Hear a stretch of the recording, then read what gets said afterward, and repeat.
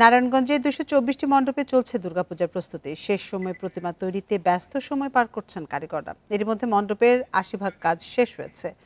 বাঁশ, কাঠ আর কাদা দিয়ে দুর্গা দেবীর সাথে তৈরি হচ্ছে লক্ষ্মী, সরস্বতী, কার্তিক ও গণেশ। অপ্রীতিকর ঘটনা এড়াতে মাঠে থাকবে যৌথ বাহিনী। বান্ডেল থাকলে প্রতি সেনমানিতে টাকা বাঁচবে। বিকাশ সেনমানি বান্ডেল কিনে জিতুন প্রতি লেনদেনে। শিল্পীর নিপুণ হাতের শৈল্পিক ছোঁয়ায় ফুটিয়ে তোলা হচ্ছে দেবী দুর্গার রূপ। প্রতিমায় ভরে উঠছে প্রতিটি মণ্ডপ।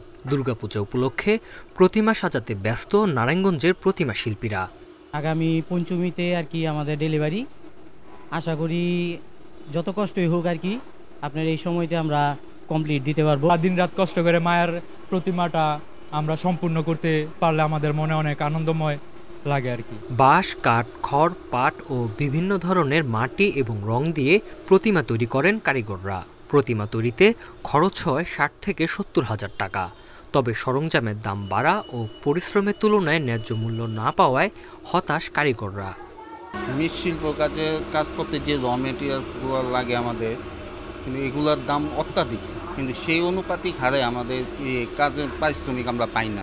অপ্রীতিকর ঘটনার শঙ্কা নেই জানিয়ে বাংলাদেশ পূজা উদযাপন পরিষদ বলছে, বিভিন্ন রাজনৈতিক দলের সাথে বৈঠক হয়েছে, মিলেছে সব ধরনের সহযোগিতার আশ্বাস। সমস্ত রাজনৈতিক দলদেরকে নিয়েই কিন্তু আমরা মিটিং করেছি এবং তারা সবাই প্রতিশ্রুতিবদ্ধ যে আমাদের এই পূজাটা, সার্বজনীন এই দুর্গোৎসব যাতে সুন্দর সুষ্ঠুভাবে হয় সেই লক্ষ্যে তারা কিন্তু আমাদের সাথে আছে। এদিকে প্রশাসনের পক্ষ থেকে পূজায় ৪ স্তরের নিরাপত্তা ব্যবস্থা নেওয়া হয়েছে।